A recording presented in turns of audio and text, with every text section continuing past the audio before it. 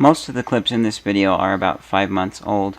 Got busy with other things and then kind of sort of forgot about it, but that's not a bad thing because I'm able to give some final thoughts at the end. So enjoy the video. Hey YouTube. A couple of days ago I got a new camera, which I'll be showing towards the end of this video. I'm currently filming on it right now. And I thought first I'd take a look at the cameras that I've used over the years, show you guys what I had available and how I kind of picked and decided which cameras to get. And so, first camera that I used a long time ago, not this exact camera, but same type of camera. It's a mini DV camera. This one's by JVC and the other one was by JVC. And they run on these little mini DV tapes right here, which are a lot like a VHS tape, but they're mini and it's digital video but on a tape. And so it was a pretty good camera, but I'm very glad that we moved towards cameras that have built-in memory and accept SD cards, because then you can just transfer all of your clips over to the computer a lot faster, whereas with this, you plug the camera into the computer and the computer has to watch and record all of the clips from the tape onto the computer. So if you've got an hour's worth of stuff, you're going to be waiting an hour before you can do any editing with it on your computer. So that's the first camera. And here are some clips that were shot using it. Now, this is my ship door right here. Hey YouTube, we're going to show the... Now one more thing about that camera. I was still using it around the time that I discovered that editing programs have export settings and they determine what the final quality will be. At the time I was using ULEAD Video Studio, which was in some ways an improvement from Movie Maker. But when I discovered that the mothership picture in my neighborhood didn't look as good as when I started with the clips, I played around and found what looked like the best setting as far as the export preview was showing, but it crashed every time at 99%. So I went back to Movie Maker. So that one was a kind of important time in my video making career. And around the same time as that camera, used this camera too, mostly by the computer. Logitech Quick Cam Messenger, got the focus ring. It's very basic old webcam. Pretty bad quality at that. There were better cameras out back in the day, but I think it was decent for a webcam. You know, like a low-end webcam, and it worked. I was able to make several videos with it. And so here's quality test with this one. Well, for some reason the audio didn't get picked up on this camera, so I'm going to take another YouTube video I did that did get audio a long time ago. This is the outside shot. I'm pretty sure I got the focus as good as I could with the focus ring, but I'm basically talking about how it's not very great focus and how part of the reason it took me so long to get this whole video done was because the annoyance of this camera. It only runs on Windows XP and some of the older versions of Windows, maybe older versions of Mac. You cannot get any drivers for the newest version. In a moment here, I'm going to be panning over so that you can see what I'm recording on, which the only thing I could find in the house that was running Windows XP currently that actually was up and running was this very slow, but very cool for back in the day tablet running Windows XP. Another cool thing is top left corner by the USB ports is a fingerprint scanner. So it was a pretty cool device, but it runs very slow, especially by today's standards. And then there I'm trying to, there we go. Now here's the indoor shot, which as you can see is somewhat worse in the grain, but overall it's just a really horrid camera. It probably was pretty decent for a webcam back in the day, but by today's standards, this is like, oh my goodness, that was the worst of the worst even back then. Yeah, and I'm just showing off how it takes a long time to actually refocus itself. But, yeah, it was what it was, and I got to make YouTube videos with it. And it worked. Okay. Now, here. Nah. Sit, stay. Sit, stay. Alright, after that, these two phones were used at kind of the same time. This one was used to film some Odyssey 2 videos, my Odyssey 2, and this one I think I used for one thing, I don't remember what. But they're both good. This is my personal flip phone, and this is my mom's slider. I used this one over this one because it got a little bit better quality out of its camera. Overall, yeah, they're not the best. But yeah, here's the quality test on the two flip phones. Here's the outdoor shot on the Motorola WX345.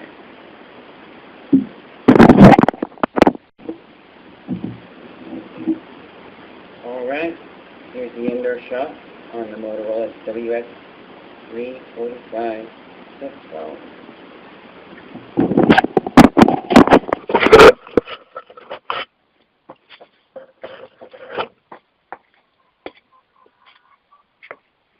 Alright, here's the outdoor shot on the LG62OG.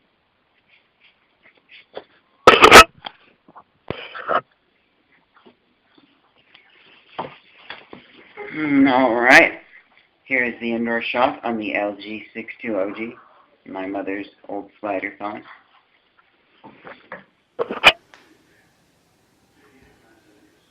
So then, this one here, this is the Sony Handycam DCR SR68.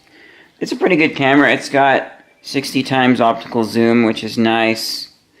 You've got an 80 gigabyte hard drive, and not HD, sadly. It is a pretty nice camera. This one was the first one that I actually picked, you know.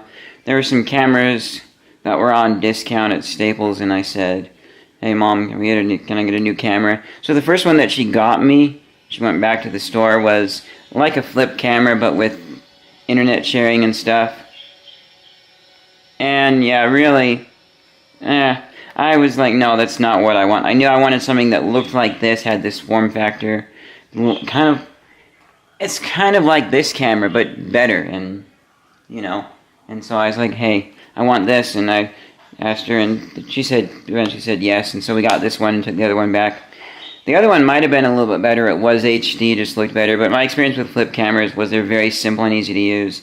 And this, of course, had more tweakable settings and things that you could do with it, and so in some ways it was better, but wasn't HD, and so I kind of wish I would have done a little more research maybe and gotten an HD camera. People online wish they got the HD variant of this.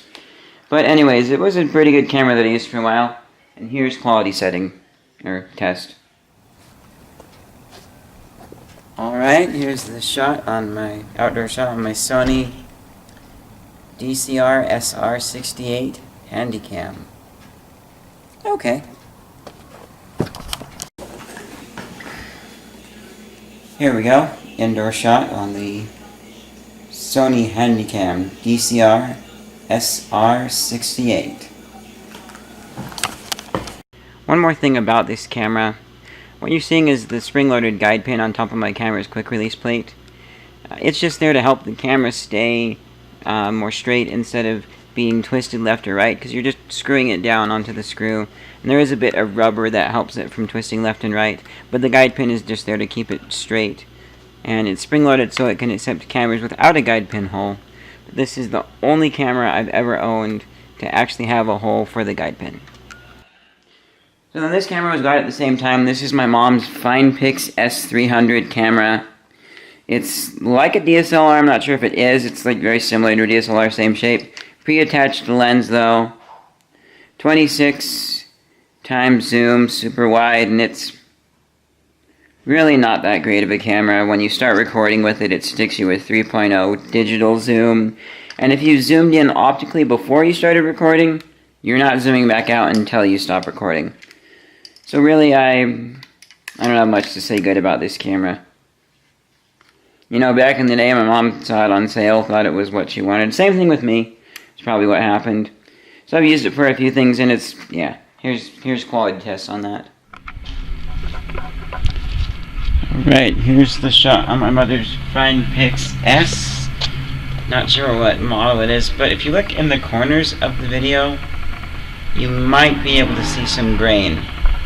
A little bit of grain in there. Probably more noticeable on like a computer screen or a TV. Maybe on a tablet. Really hard, you have to look really close on a phone. And I first noticed this when I did the Ice Bucket Challenge, and it was absolutely horrible to notice. For those of you who aren't familiar with grain occurs when a camera is in a low light setting and it's not able to capture enough light to actually pick up all of the colors and display them properly. And that's usually what happens in low light settings, but here we see it happening a little bit in full sunlight, and that's like really bad. Here's an indoor shot on the Hx90V S, my mother's low-end DSLR camera with pre-attached lens. Then this camera I got as a Christmas present. Same year as I got this one, was using a little bit of this one, and I've used them in between. And this one I didn't really use a lot until like later on, and I found surprised at what quality it produced. I was under the impression it wouldn't produce that good of quality. These two were kind of better cameras. But actually it is HD, I believe, and they're better. The Hx90V is HD, but yeah, it's pretty horrible as you saw. And so this one is surprisingly really good. It doesn't work right now. The SD card slot is broken, and something with the lens is broken, so taking photos are a little bit washed out, but video is great because it stays open the whole time. Don't remember what the person at the repair shop said, but it was a really nice camera that I liked using. And, you know, here's some clips from food to show you the good quality that it produces. I'm going to officially call myself that because I don't know much about being a food critic. So, I'm walking home right now, and final thing I decided to get, because I am still a little bit hungry. So yeah, that's the Sony DSC W650. It was a really nice camera, and I'm thinking about getting it fixed, because everything works perfectly fine, except for the card slot and the lens. So I'll get it fixed and use it as a secondary camera. Although the repair shop says, if our quote for repairing is over half the price to get it fixed, then just if our repair quote is over half the price to get a new one, then it's not worth it, just get a new one. But it still works, the body, everything, so just get it repaired. It's only like $20 more than half the price of a new one. So the next camera that we've got here is this Logitech C920 webcam.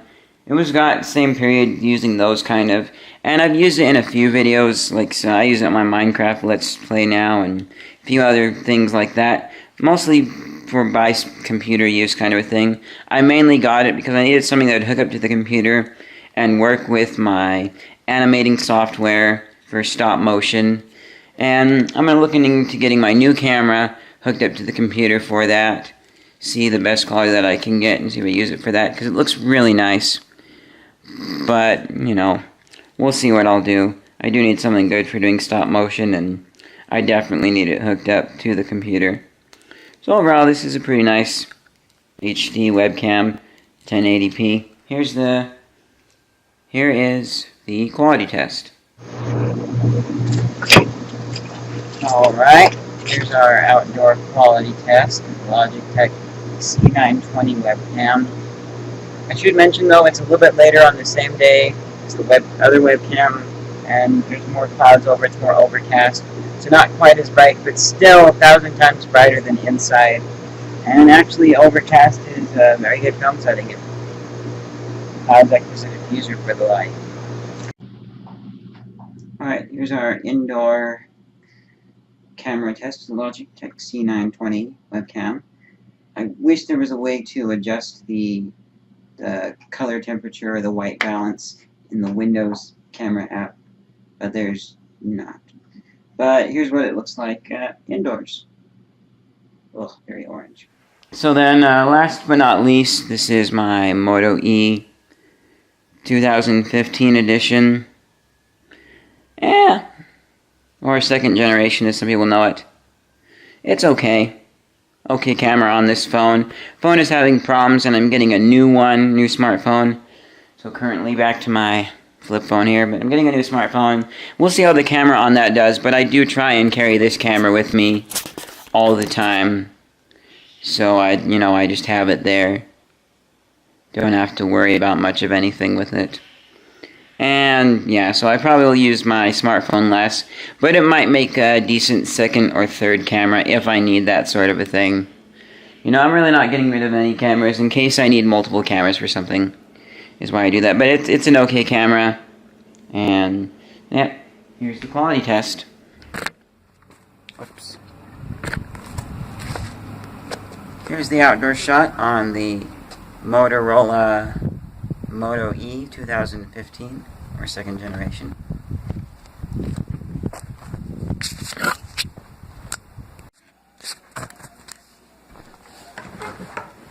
Here's the indoor shot on the Moto E 2015.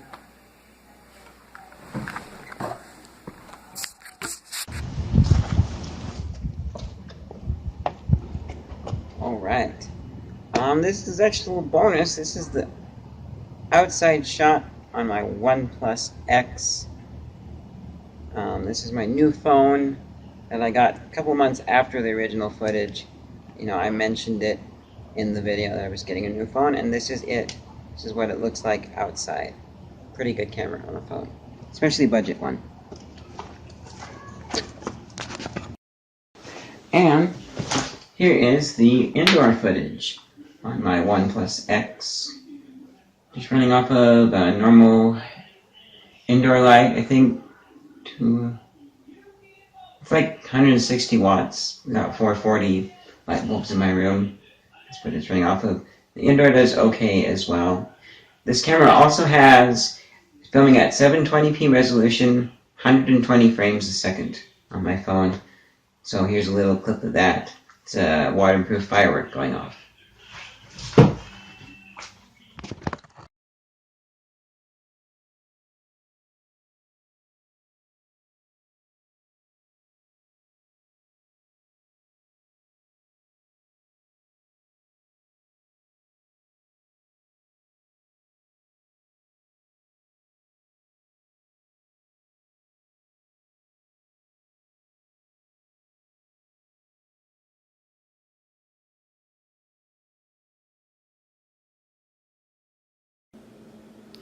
Alright, so that was kind of a look at all the cameras I've used over the years.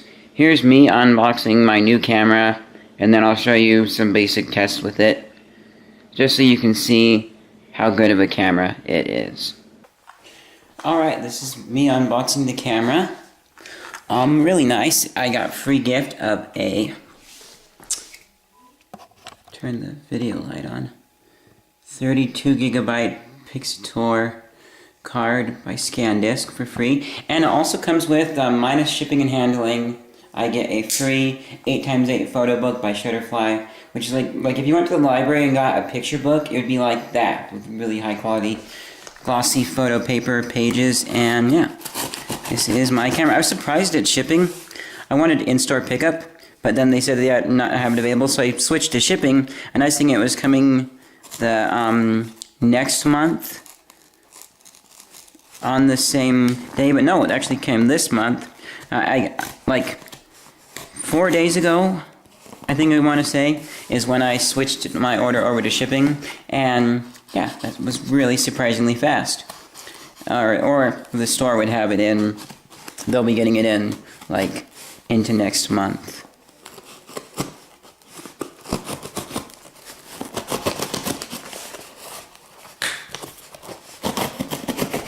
Very nice knife. Well, not super nice, but a knife nonetheless.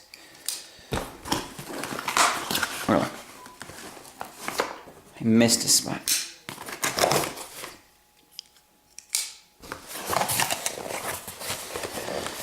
There we go, got my info. Piece of bubble wrap. And the Sony DSC Hx90V. Dude. Man, I've kind of got hands-on, limited warranty, instructions for putting the battery, Wi-Fi connection / one. Oh, I didn't know this had an NFC. Cool. I don't know that I'll use that for anything, unless maybe like, well, actually, what I might do is I thought about going and getting like an iPod, and then getting Pinnacle Studio. It's kind of a dark shot, really. like that helped a smidge. But I thought about like getting, I'm not sure if I'd actually use it. It's like $10, so I'm questioning. But here's the camera. So I thought about getting Pinnacle Studio on a, whatchamacallit? Oh, on like an iPad, an iPod or something. Have a really portable editing device. Like if I film food on this, I could edit it right there in the restaurant if I wanted to or on the way home. But let's just make sure this powers up here and, see, we got USB charger. So this is, oh, okay, this is here's the battery down here. This is what I'm looking for. Do that so I can see what I'm filming, sort of. Down, this is, we got our, I'm kind of sad I can't use the battery for my other camera. I've got an older Sony camera that I might go get fixed. The one I filmed food on most of the episodes. Probably get that fixed as a, just to have, it would be a good second camera. And do we have any juice in it? Yes. Yes, we have juice. Not French, sorry. English. Not.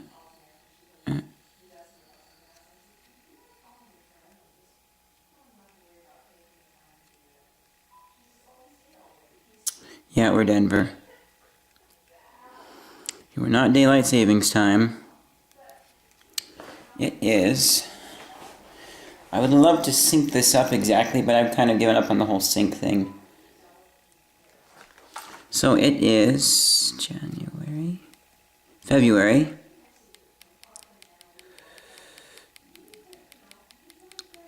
24th, 2016. It kind of tells you when this camera was being produced, kind of.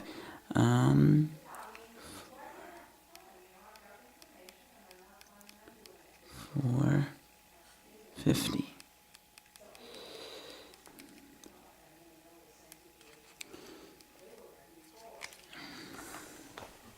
Month, day, year. I'm fine with that, although I kind of like it the other way. Enter. Okay, we got play memories. Yeah, I don't use play memories. There we go, it powers on. I'm going to have some fun with this camera and just enjoy it. The battery's mostly full. Anyways, I have unboxed this awesome camera. Let me actually finish it off. I will show really cool viewfinder. I'll show that in a moment. So, I can show it right now. So, I'm going to use my hand, or actually I can use the camera for this. So you got on screen. But see, now we're looking through the viewfinder. It like switches almost instantly because of this light sensor, and it's cool. And final thing here on this segment. I hope you guys enjoyed the previous segment, which I'm just going to say right now. It was filmed after this. I'm just doing this now. Start using my camera, get practice with it, and then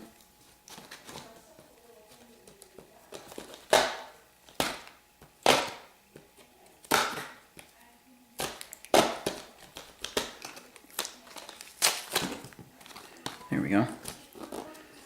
Not a super sharp knife. I got it free at a gun show. So hey, I'm not complaining.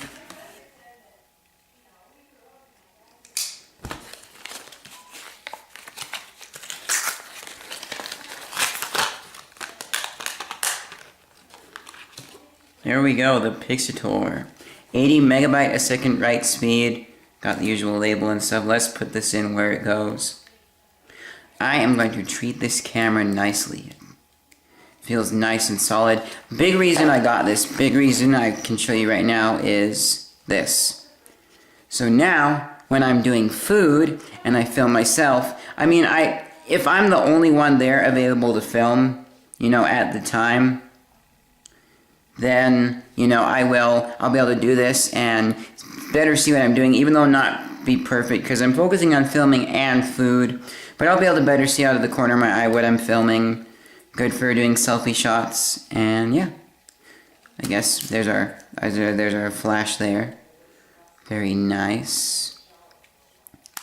And overall, really nice point and shoot camera. For the only thing that I'm not liking about it so far is the charger. It's an on-camera charger, so that means I have to go buy a separate one when I get a separate battery and have two batteries to work with. One final thing I forgot is the lanyard, which I am... That helps. Not in optimal position. There we go. Slip that through, and then, yeah. There we go. Now I've got a lanyard on, and it's a good hefty camera, and this will bring the quality of Culturals 101 up a lot. Video quality, just the picture quality, I still have to tweak a lot of other things and write scripts and stuff, and there's a lot that goes into it, not just the camera. Here's a little zoom test. One thing I really like is that on this camera it's got a leveling meter. Automatically pops up right now with the viewfinder, but I have it turned on the non-viewfinder so I can see what do I call it? So I can see if I'm level with the tripod I'm on. And I guess we don't have to be level for this shot, but hey, it looks pretty good. I'm using the viewfinder right now, and you can get really nice detail with those trees. I've taken a photo of this and kind of zoomed in on it on the camera, and it does get blurry when you expand this shot, but it looks good. You can see the detail of the trees on the mountain here. Let's just pan it to the top. This is a 30 times optical zoom. Very nice detail, and we'll go ahead and zoom back out a little bit faster this time.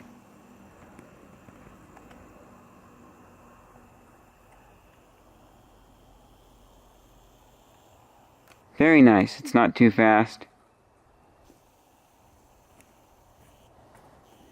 So I think it's a fixed zoom. Okay, it's fixed zoom for recording. I probably can change that in settings. Yeah, very nice. We'll go ahead and zoom back out here one last time. Very nice. I love this camera. So, final thing about this camera, it's about 3 months since I got it. Give you a good idea of the outdoor shot. It gets really good quality video. There is one more quality setting which supposedly is higher than the one that I'm using as far as how it saves everything. I don't have an SD card powerful enough for that, but it's a really great camera. I've enjoyed using the Wi-Fi feature to send photos over to my phone. I can do video as well, only in MP4. So I'm going to do a test and see what the difference is in quality, and if it's really worth it to use this format, or if it would still look okay if I use MP4, or if I want to send something over to my phone and upload it while I'm out and about, But it's a great camera. Really like all the features it has. Zoom is great. The only thing I kind of sort of complain about is the grain, but I do know you have to light video good, and I could be expecting more than is actually going to be expected for a camera of this size, or for any camera. Maybe just with lighting that I'm filming in for some things indoors, it's just going to be that grainy on 90% of cameras. Not much you can do. Either way, thank you guys for watching this video. If you guys enjoyed it, leave a like, check out my channel, see what other kind of stuff I do, and here's to a lot more Culturals 101, looking a whole lot better video quality wise for picture and everything, as well as all the other aspects of Culturals 101 that I'm always working to improve. Bye!